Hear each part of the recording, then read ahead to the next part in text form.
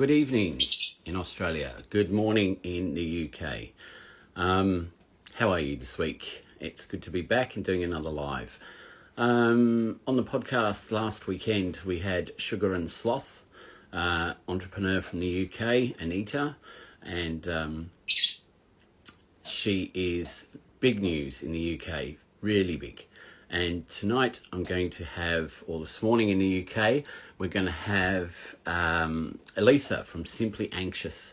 So we're going to invite her in and see who comes on board. It's just connecting to Lisa. Hello. Hi, Lisa. How are you? It's early. It's early. Is it 9 o'clock there? Yeah, it's 9 o'clock. No, it's not too early. The whippets are around, so I do apologise in advance if they kind of bark. But that's okay. My dog's here too. I mean, in Australia today, we had 34 degrees. Yeah, So I can see you look really brown. Brown and sweaty, you know, and I've got a fan running, and I thought I wouldn't look so sweaty, but yeah, it's that's what it's like here today. So it's good. It's nice to have it a bit warm. Yeah, we've had February has been dry, dull, grey and raining. I felt like I was actually in the set of Twilight, you know, where it was just like dull every day. But yesterday and today the sun's out. So after this I'll be taking the dogs and off out into the country.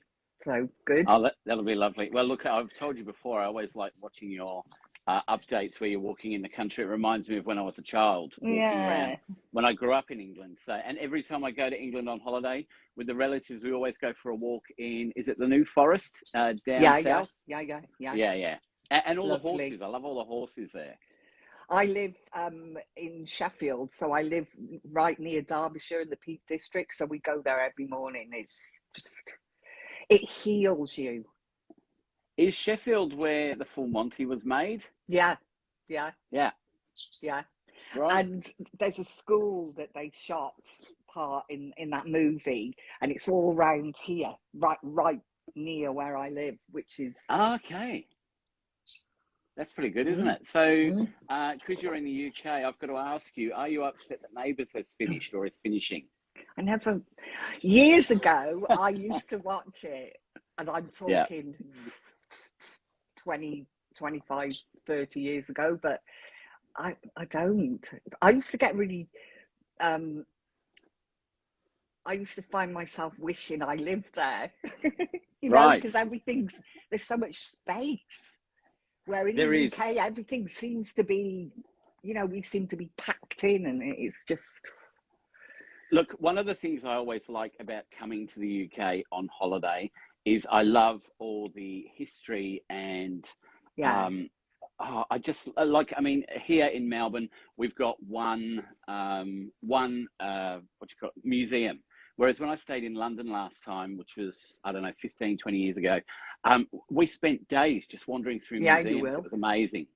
But then whenever I come back here after I've been there on a holiday, I always realise how big and open we all are here. There's so much space. And in the UK, I found it really hard staying at my auntie's because you drive up the road trying to find a parking space, and you were lucky if you could find one. You usually had to park 2 or 3 streets away. So you couldn't park at the front of your house. I find that I love living near where I live because it's 5 minutes and I'm out in sort of Derbyshire. But I've really changed. I love growing up. I lived in London. I lived in Spain. I love like the buzz. But now, get me in a field, and I'm happy.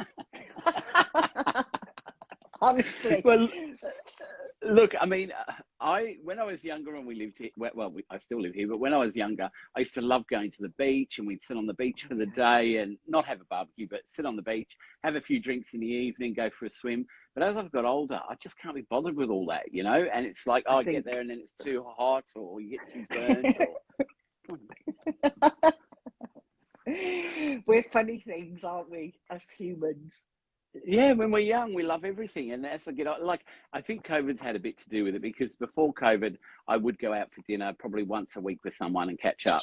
And Yeah. now COVID is still sort of buzzing around, but nearly gone. I'm just starting to get out there again and have dinners and catch up with Yeah. people. I don't miss that though. I might get shot down for this, but you know, the lack of people around, and it's not that I don't like people. I do. I love people, but like I just said earlier, the space. I just love that space, and I think when you've suffered with anxiety for as long as I did, and then while you were suffering, you were working in sort of like an organization where you were surrounded by thousands of people every day. Yeah. It's just so nice to not have that constant noise. Yeah, definitely. And so as I've got older, and I find that at home as well, or I've decluttered totally. And so Wow. like everything's like really simple, and I love it. I'm sure Yeah, that's look, why that's what, I'm mentally good now.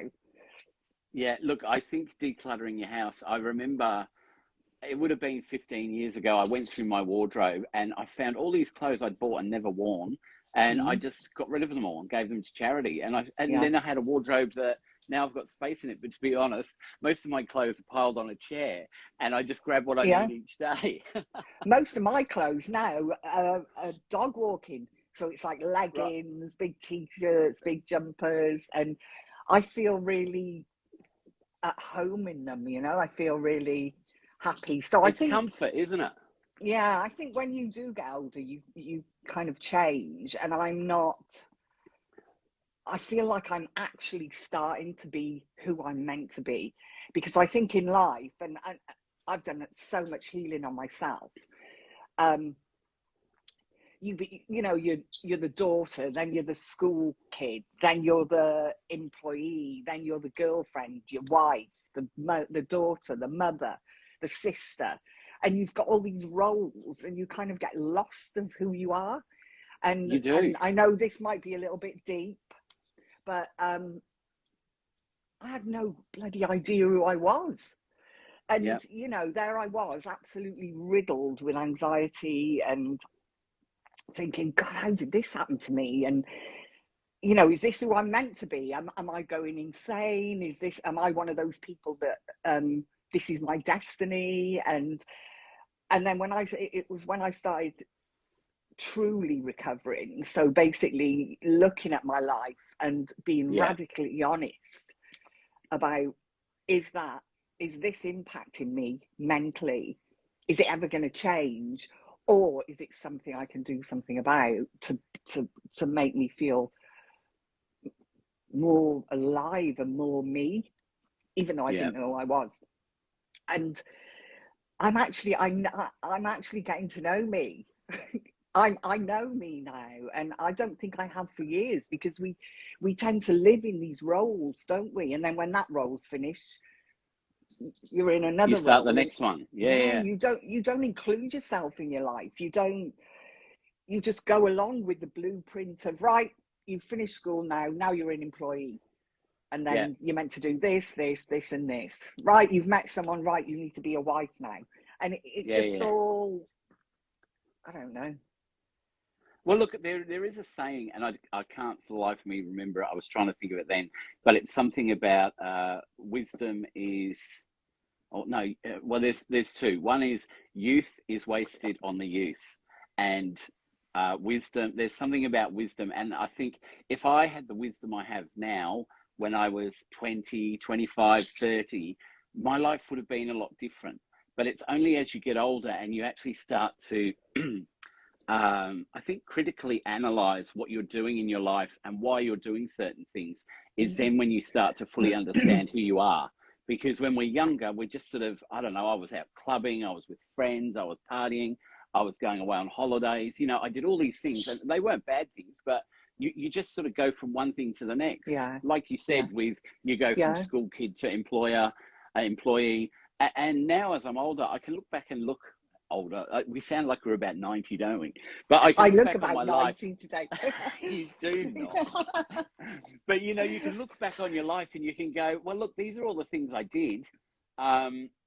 Look where I went wrong, look where I went right. And now we can actually mash them up and create a life that's really good at our age. I mean, I'm 50. I think you're the same age as me. I'm older but we than can, you.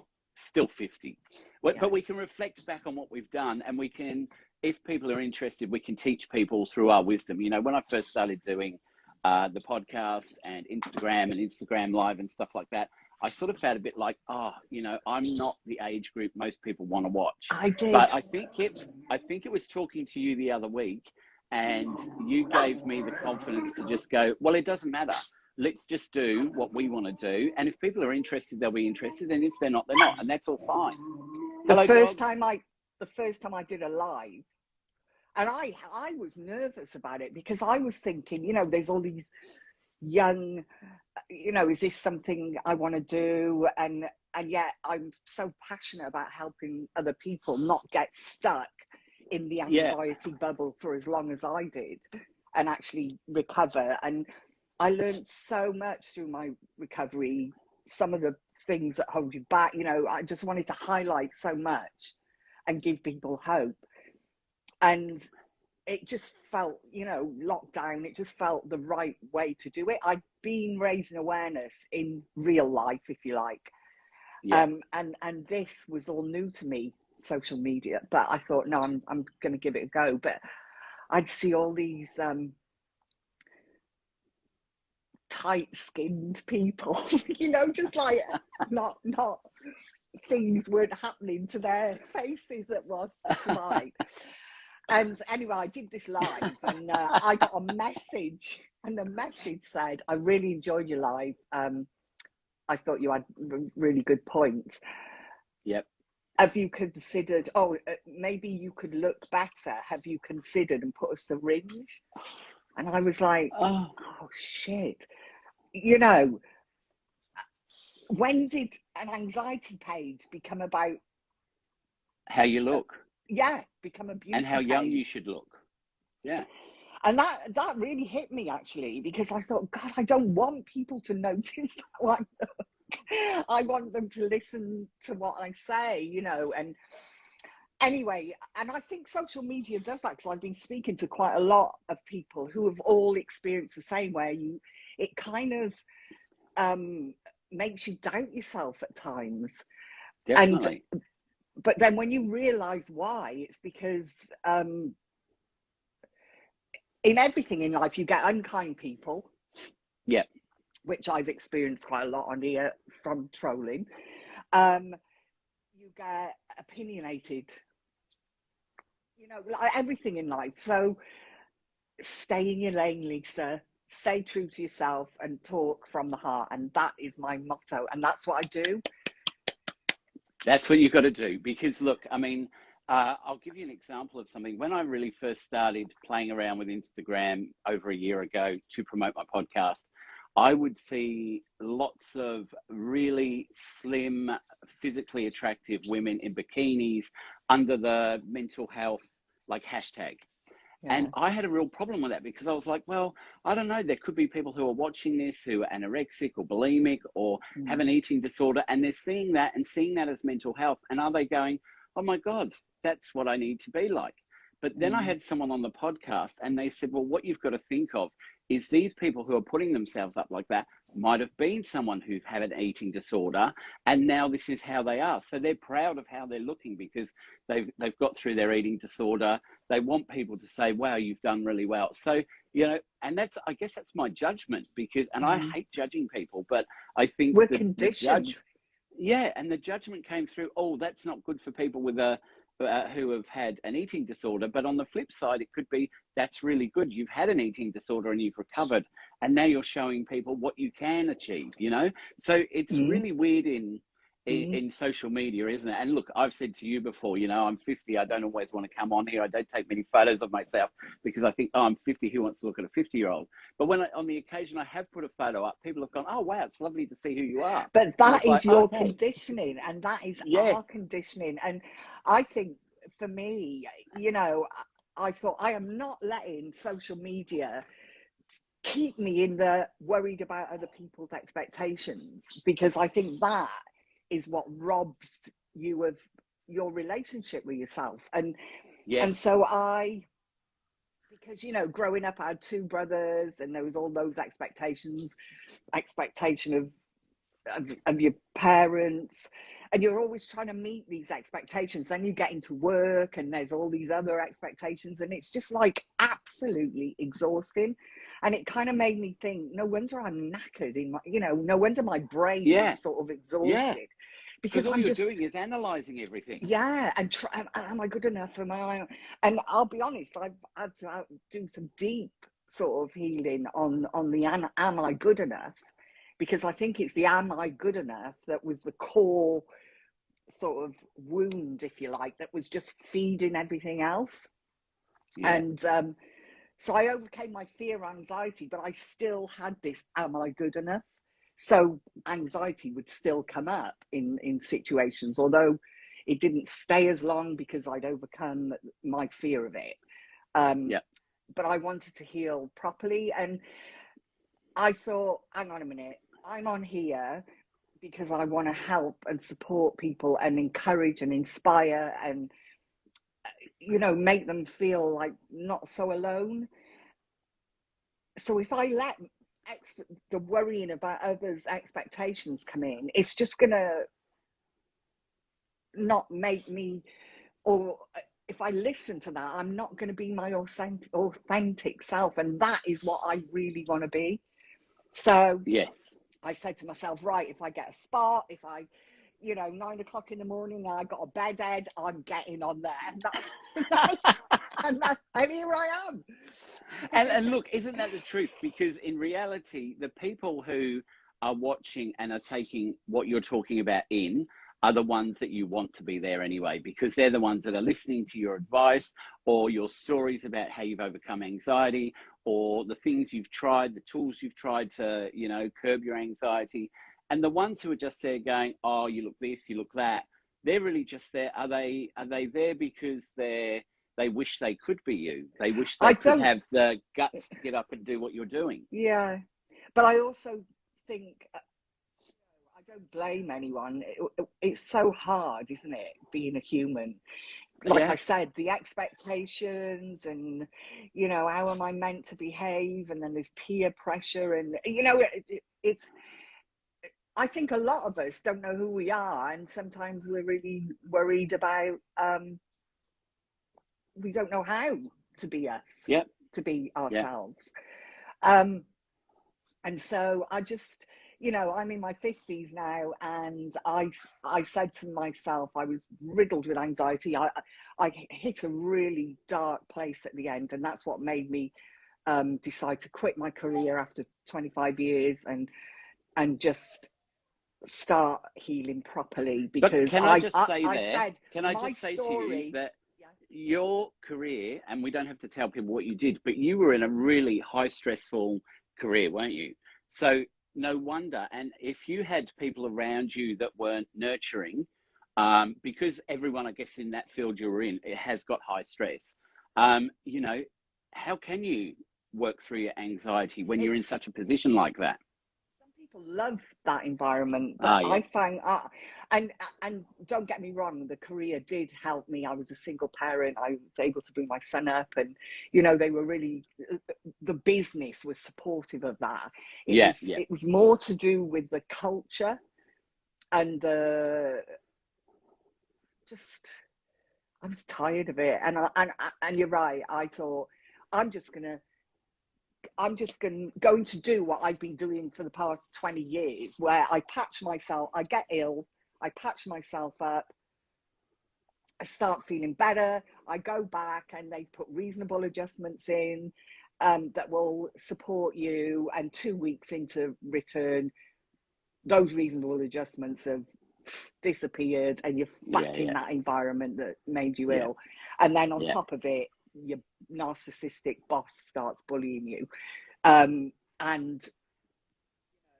in the hierarchy, the way it works, on paper, they do support you. In reality, they don't.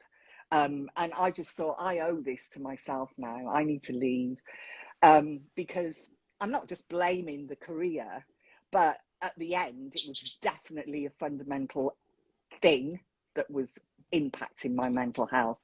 And I remember I came close to, you know, leaving here. And Yeah. it was after that that I said, my story is not going to end like this. Yeah. You know, I'm in my 50s. I am going to do everything. I don't care if it hurts, the anxiety, I'm going to walk through it, because Yeah. I owe it to myself to have some life where I'm not full of fear 24/7, which is what I was. White knuckling through life, you know, not enjoying life, and not. So here I am, 3 Can I wickets, just give you a comment? loving my Because life. Joanne McNeil has said, I think you look fab and you can see your authenticity shining through. And a couple of Thank people have you. said awesome comments, and someone said they can relate to what you're saying. So, you know, So as we said before, what you're saying, what we're talking about is something that's important. It doesn't matter what we look like. If you need some help, people are out there, and yeah, your site on Instagram is brilliant. I mean, you've got what, thank you. 21,000 followers, Yeah, so you I'm not must like be you. doing something right. Yeah, but look, I have Yeah, followers, but I don't have engagement like you have. Like, I would like to have more engagement, but I think the thing is, people just look at my stuff and flick it through, and that's fine. That's what I put it up for. But I think yours has always got a message. I just, if it helps one person, it's worth it. I try to put out what I wish I'd seen when I was struggling. I first Yeah, started suffering with anxiety in the early 90s, and it wasn't as spoken to, It wasn't as spoken about at all back then. yeah, Um, there was no internet.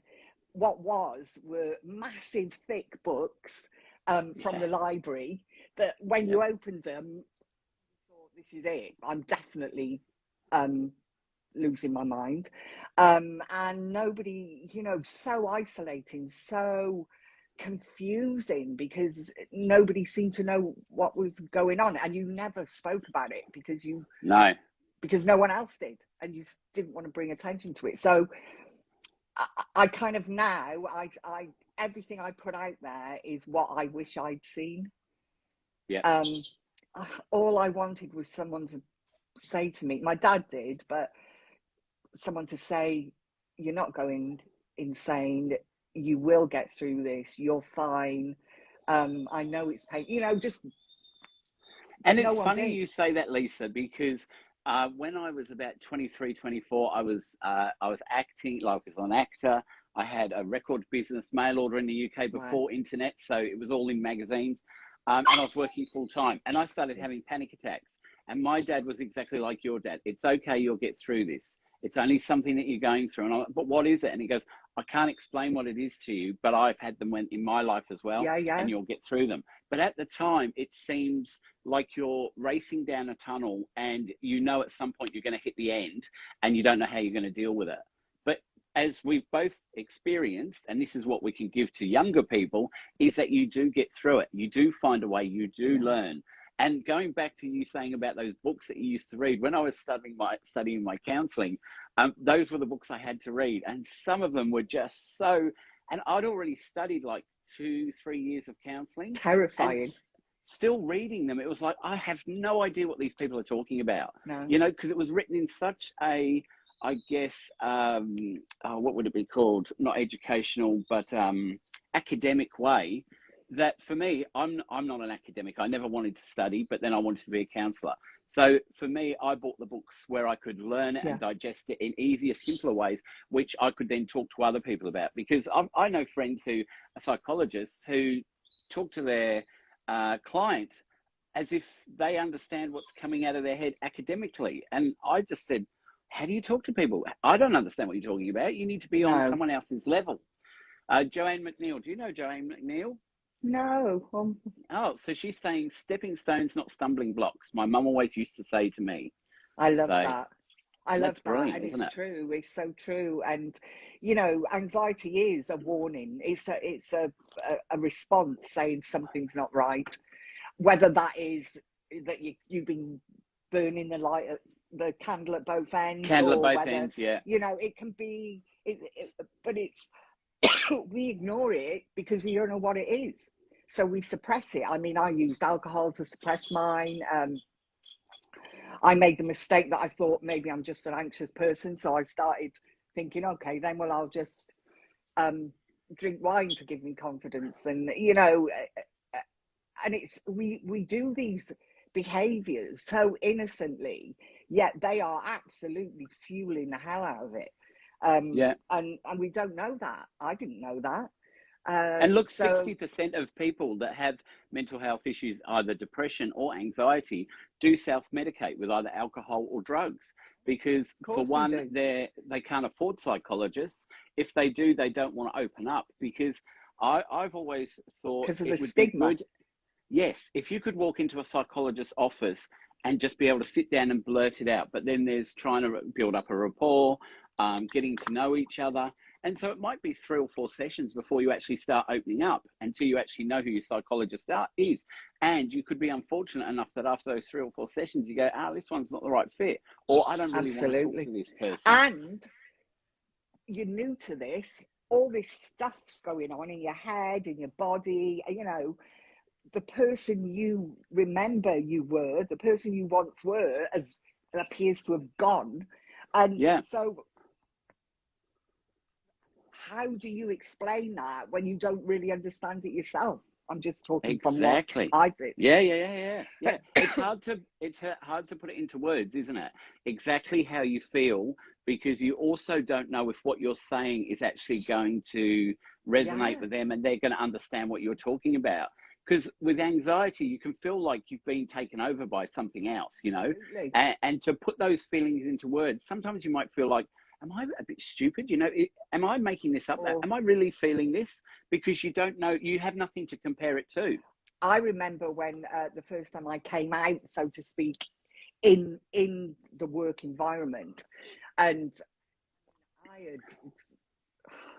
I didn't tell anyone, but this one time, I was sat next to a senior manager, and I said, we were at a health and well-being, those events they put on, and I'd been to hundreds of them, and I just thought, there's never anything about mental health. There's never.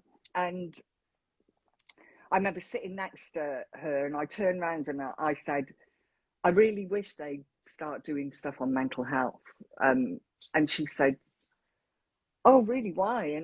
And I said, and I thought, this could be career ending here, but I'm going to say it anyway. Yeah.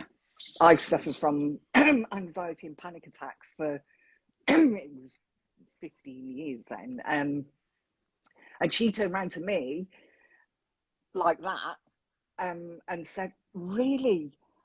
I'm so glad you said that. I've suffered from depression. And it was from there that we set up a group called Break the Stigma, and we started raising awareness. How fantastic is that? Yeah. But it could have gone either way. But it took your courage. And it took your courage. I think I was sick of not being seen, or, you just... And the internet was around then, and I'd met a group of women from across the world, Australia as well, and we used to meet and talk and share what we were going through. And I just thought, well, it can't just be us. It's got to be in the workplace. And this is before statistics have come out now. It's like 1 in 4, but I'm sure there's more. That's only the people who have actually gone out filled to in get the help. survey. Yeah. So I would say anxiety is probably 1 in 2. I think everyone's got mental health. We've got physical health, so why haven't we got mental health? And that means things go wrong, things get tired, things get overwhelming, and the stigma needs to recognise that. It needs to go. And when I see young blokes on here, or young women, or women who have been suffering like I did for many years in silence, all coming out, opening up, and I've cried a couple of times, because this is what needs to happen. It needs to be in parity with physical health, because there's nothing wrong with it. And it will help people recover so much better, so much quicker. I think also if we could get rid of stereotyping, you know, I've said this a few times in my podcast.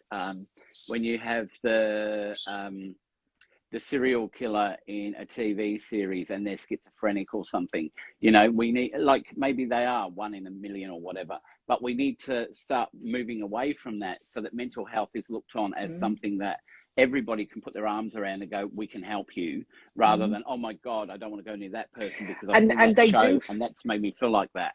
And they use the language they use is wrong, because a lot of the time, a lot of domestic violence is based on alcohol. Yeah.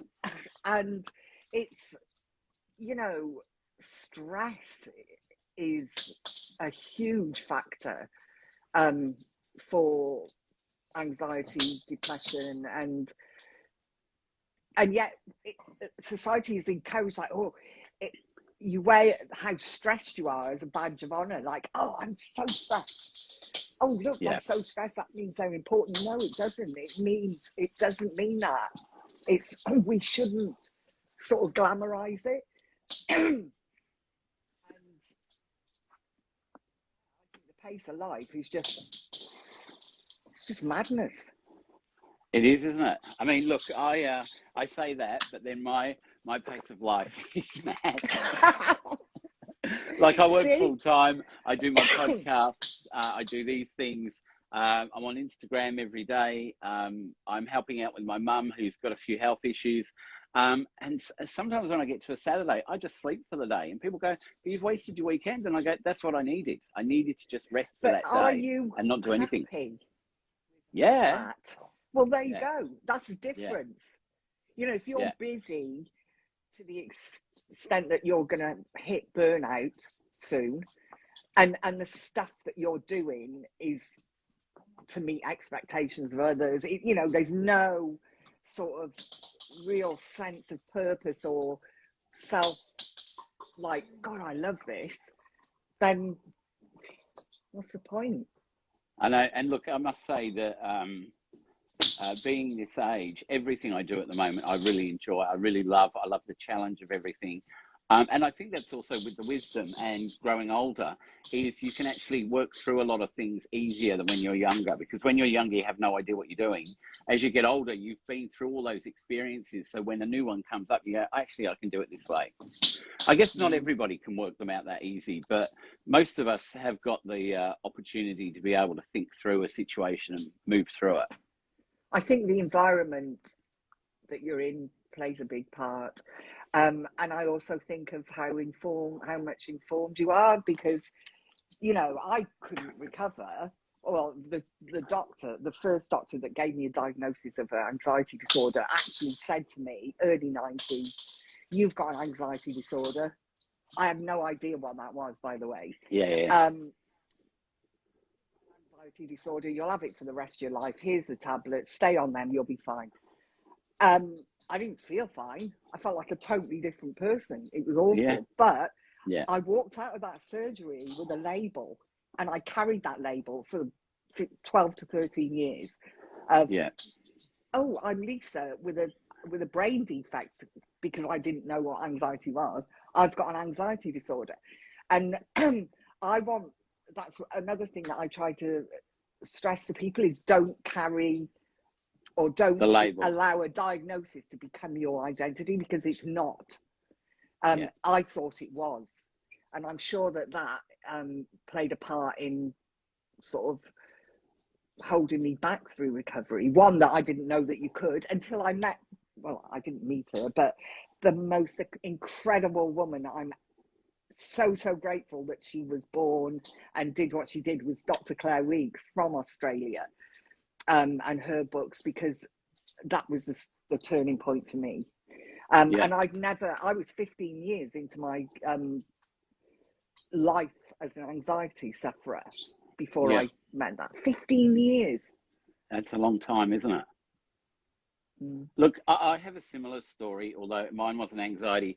Mine was fibromyalgia. I was diagnosed with that, and I had no idea what it was. And this was 15 years ago, when hardly anyone knew what it was like. It was, I think it was the new buzz illness. And the only way they find out you've got it is by sending you for tests with every specialist that you're under to say, no, it's none of these things. And then they go, okay, this is what you've got. So I had tiredness, aches and pains all over my body, brain fog. And it took me probably 2 years from the diagnosis to realize that I didn't need that label.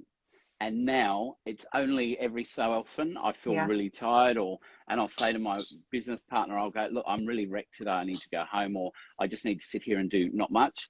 But other than that, I've learned that for me, pushing through it actually works better than if I spend 3 days in bed, and I've got 3 days off, the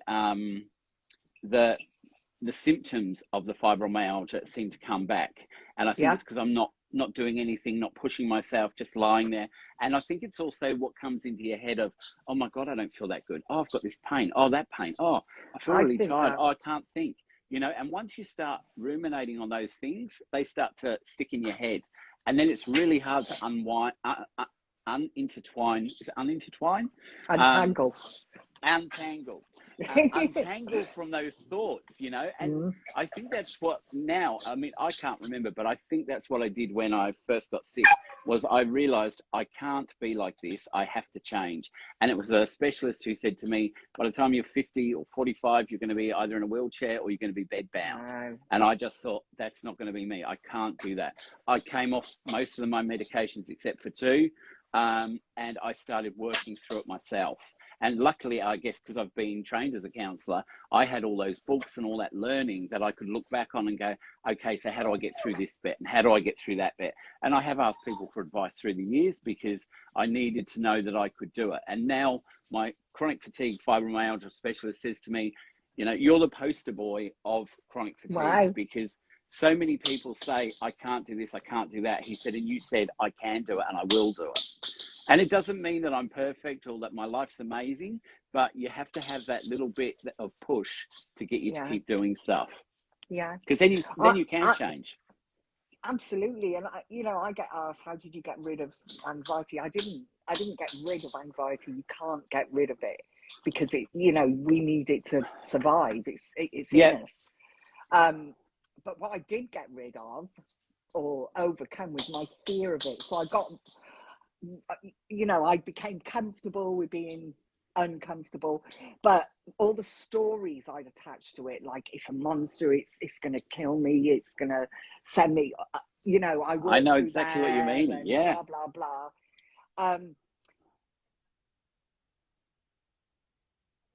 I live an relatively anxiety-free life. I get anxious if something is meant to make me anxious, or I've attached something like, I always feel anxious after I visit my mum who's in a care home because she's got dementia, because she's not the person who she was. And so there's a lot of emotional stuff going on inside me when I visit. After I visit, and so I do feel anxious before I visit and a little bit after, but that's just normal. But I really like what you just said before that about the stories that we concoct in our head about like previous things that have happened to us, and then we attach that to what we're going to do next. I know one example for my mum when she was still driving was she'd been to the supermarket a couple of times, couldn't get a park very close, so then every time she went she would say, oh, I don't think I'm going to get a park. And I said, but you're telling yourself you're not going to, and you don't know. Where's the evidence? Because now I'm trained to look for the evidence to support that. We do that. Yeah. And it's like, people say I'll never be able to overcome anxiety. That is such a final statement. It's so restrictive. Yeah. Say instead it's going to be challenging. There may be times that it feels, but the evidence is anxiety can't do this, can't do that. Don't write it off before you've even tried. I had so much fear. Now I did it, and you can do it too. But you've got to be mindful of how you speak to yourself, and because you're listening. So and it is true with the saying, isn't it? The saying is true. What we believe, we become. So if we keep believing I can get through this anxiety, I will be able to move through it, I will get better, you still have to put in the I work, don't, but you're starting to train your brain. yeah, I don't like what you believe you become, because some people have really intrusive thoughts and might Yeah, think, but see, intrusive but what thoughts are yeah, separate, aren't but they? what I do like is, if you think you can, you will. If you think you can't, you will. So does that make sense? So if you think It does. so if you think you can, you can. But if you think you can't, you can't. So Yeah. that is Oh, I see what you mean. basically. Yeah. I know it's a bit late for you, a bit early for me. So if you're telling yourself you can't do something, you're going to make it a bloody challenge to try and do it if you keep saying I can't. And if you say I can, it still might be a little bit challenging, but you've But got it that opens it fire in up, your doesn't it? belly, haven't you? And you're like, To come use, on. I like to use with can't, I can and need to. So when you say to yourself, I To. can't, you can and need to. Yeah. I Yeah. choose to. I choose to give it a go. I Yeah. choose to, include yourself in your life. There's all these stories that are like, the stories you can't go on live. Who do you think you are at 50 going on a live? You're like, and now I'm like, Mrs. Live, because my story ain't going to end like that. It was that Nightbird who I love, who said, you can't wait for things not to feel hard before trying to make Yeah. yourself happy. Just do it. So Wow. are you gonna tell people about your book? I am, if you ask me. Yeah, I've got a book. It's Yes, not, I'd look, love to hear listen, about it. I am not an academic psychotherapist. I'm not a therapist. It is a book just to complement really my page, because I don't know about everyone, but I love having a book. I mean, I carry books and I just love dipping Have you in. got So that it's, front cover of your book there? no, but I will Oh, send it you. all right. You can put it in the comments. Um, it'll be out, the ebook or the Kindle will be the end of this week, and then the paperback comes shortly after. But it's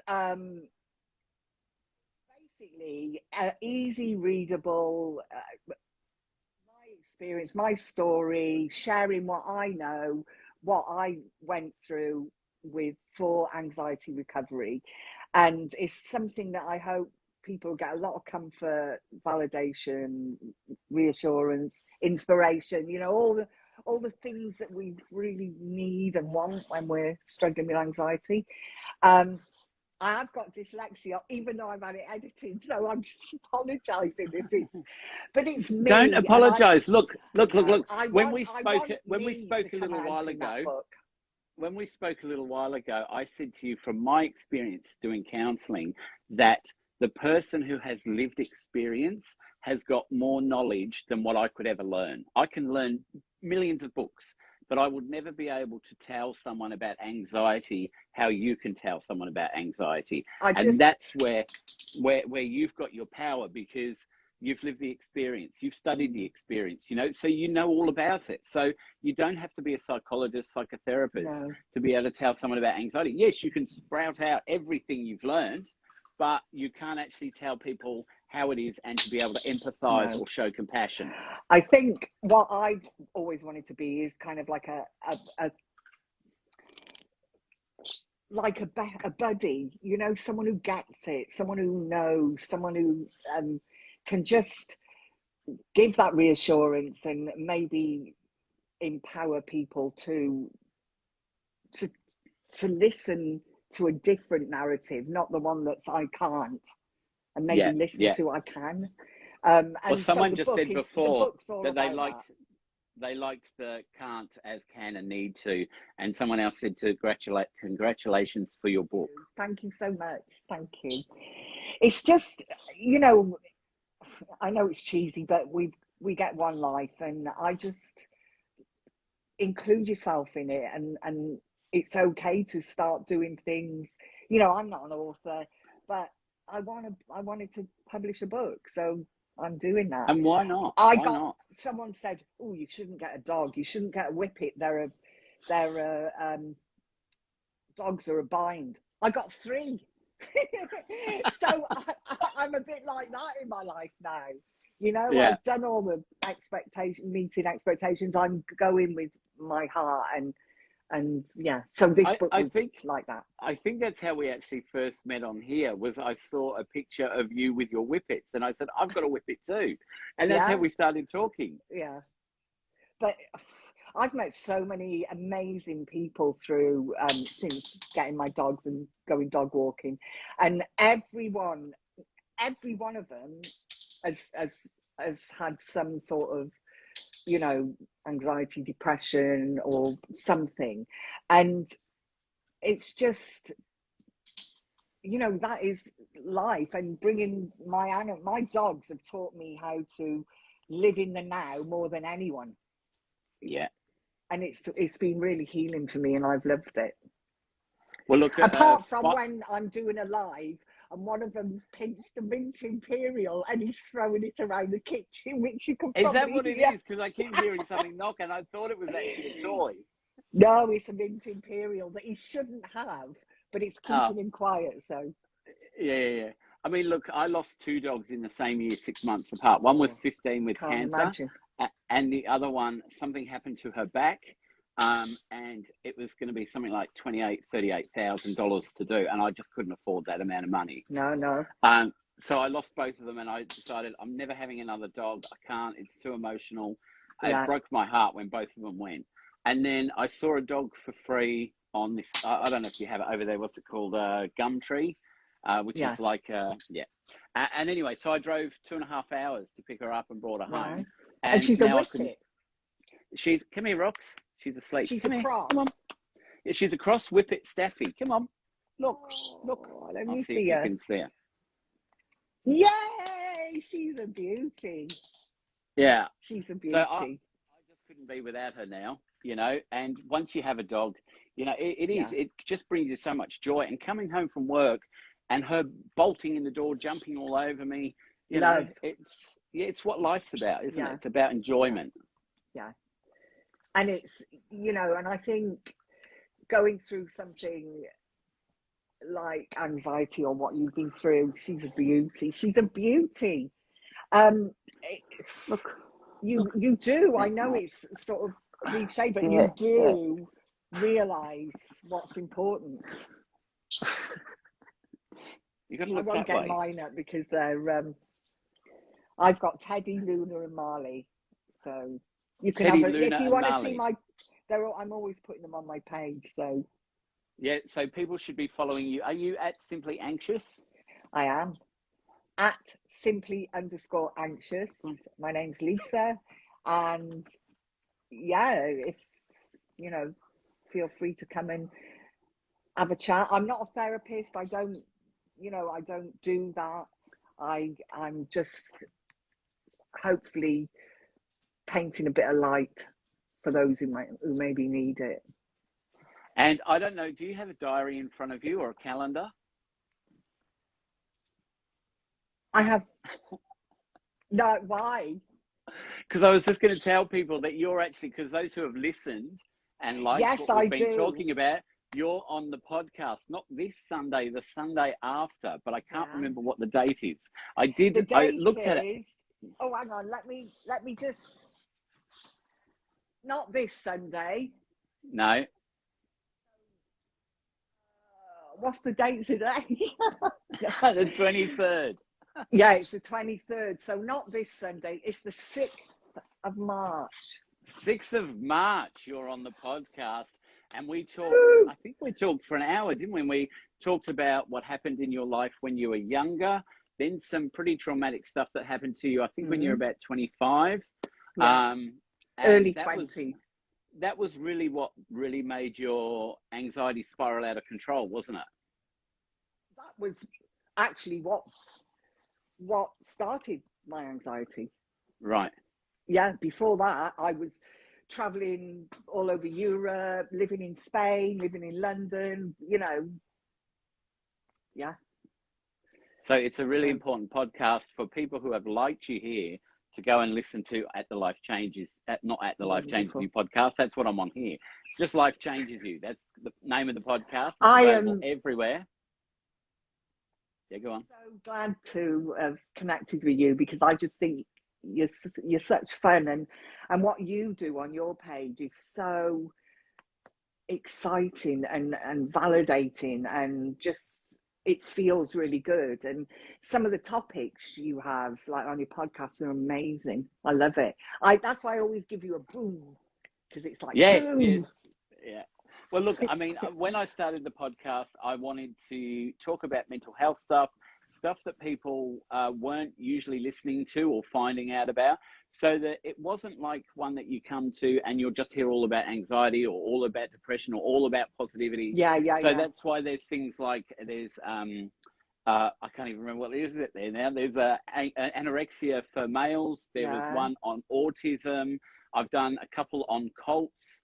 A new one this weekend coming up on a cult is the cult of Nexium. I don't know if you've heard of them. They were No, but I'm huge in really America. really It's a interested brilliant in podcast. listening. Well, the woman I'm speaking to this week was the whistleblower who brought the whole thing down, and Yeah. the leader of Wow. that cult has now got 120 years in jail. Wow. But, you know, and then I had a lady who is an actress who has been in the TV series Wentworth and on Neighbours. Yeah. She talked all about her life, and she was amazing. Like, there was so many similarities, even though we were like 10, 15 years apart, Yeah. of how when she moved here to Australia, when I moved here. And it's just, you know, these sort of people, there's stories that don't always get told, but there's always something in there that I come away with it going, wow, that actually really made me think about this, or how I could do that, or, you know, I should be trying harder. And when I spoke to Sally Ann, I said, look, you know, because you're a bit older, I really want to talk to you because I think your positivity and all the things you've achieved will really help resonate with other women of your age group or younger, because I think we all get stuck in a rut. And sometimes we just need to hear a story from someone a bit older than us. Yeah.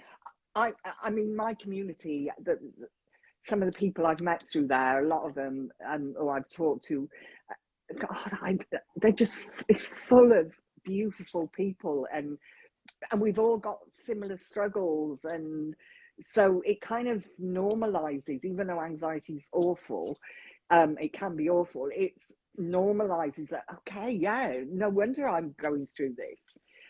Yeah.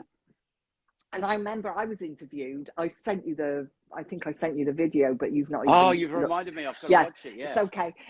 But do you know that was the first time someone, it was a guy, said to me.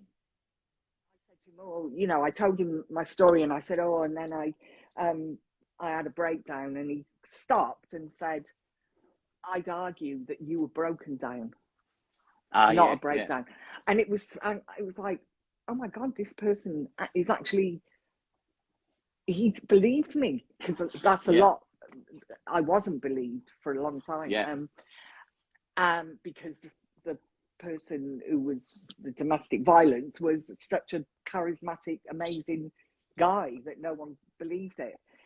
Yeah. And so I thank the internet for things, for bringing us as people together and connecting us, because you realize you really are not alone. Yeah. And there's always someone who's willing, you know, supportive, loving, caring. And I just think we've got that in all of us. And it's just nice to me. Like, I don't even know where I'm going with this now. No, but look, I'll jump in here because, like, I've got loads of friends who are really good and similar thinkers to like we are. But being on here, meeting people like you, it's how I've said to people when I do a podcast, they say, how do you know what to say? You know, how do you know who to interview? I said, look, either people find me or I find that person.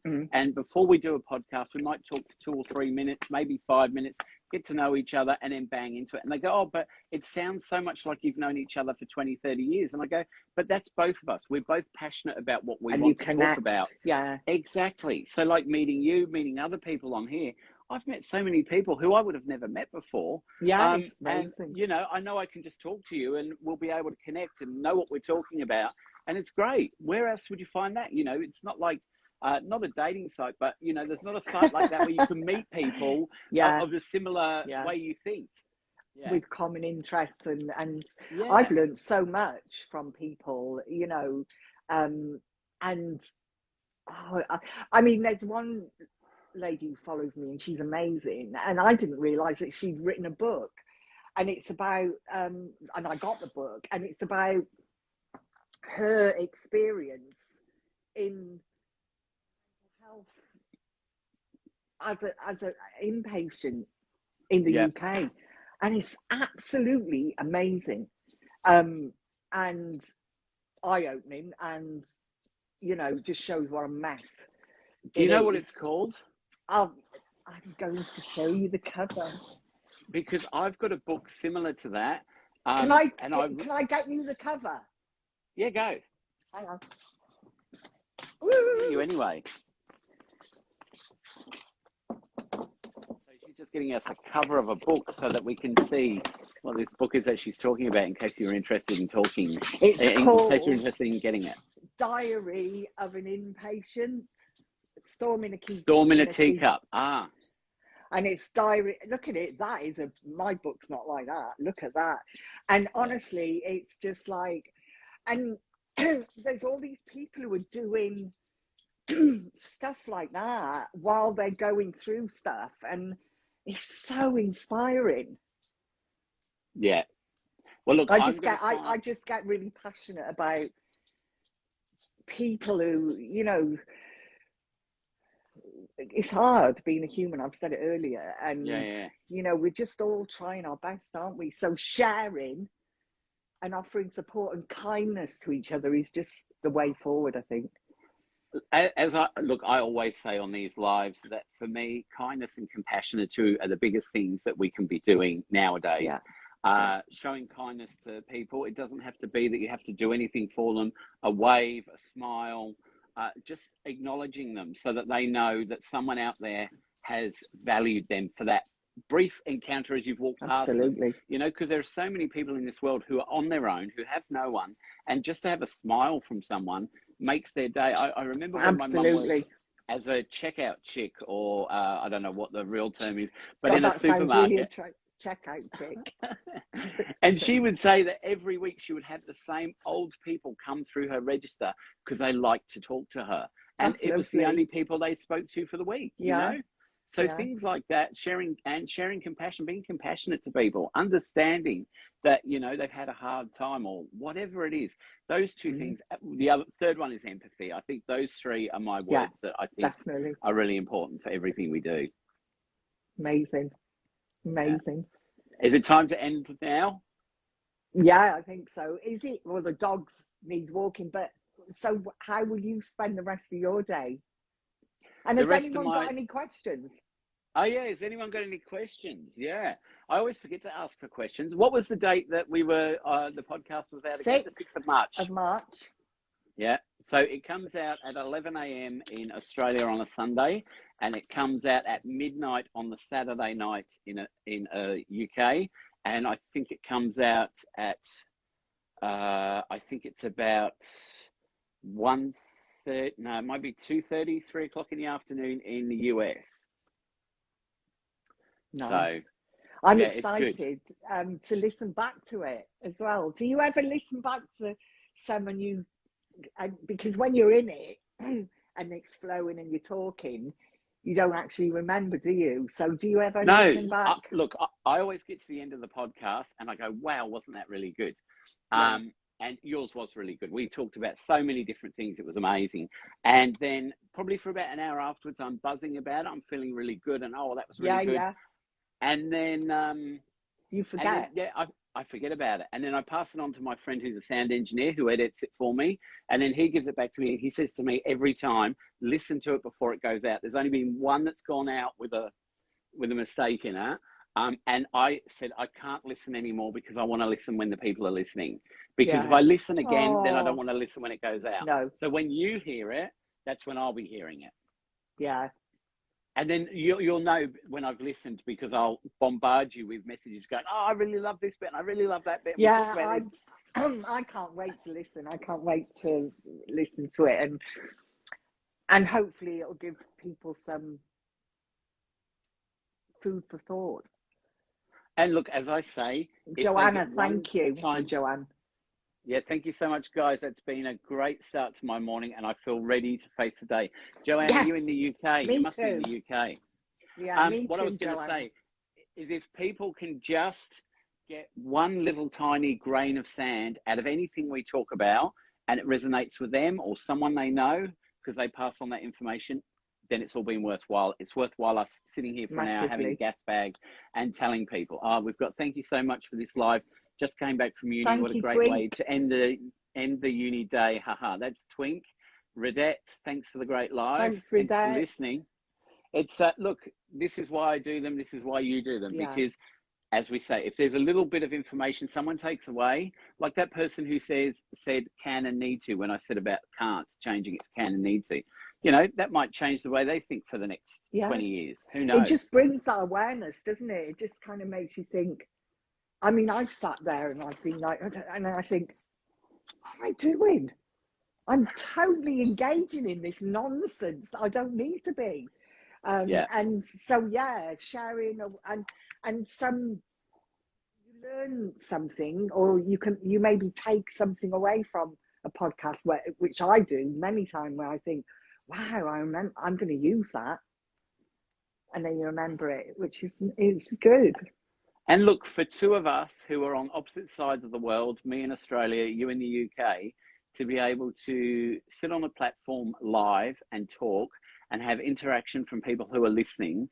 I mean, this is an amazing, beautiful thing that 10, 20 years ago, we wouldn't have been able to do. And some people will jump on, have a look and go, they're not for me. Others jump on and go, this is actually good. It's interesting. So, it's great. Amazing. Thank you so much, Dan. I've been so honoured. We'll do it again sometime as well. Maybe I'll get you on definitely. The comfort zone. Yeah. Is that what you do, the comfort zone? Yeah. Yep. I'll get you on there. Come on. Yeah, I don't. Yeah. Just for a flow chat and I'm interested because anxiety and is it fibro is very linked, aren't they?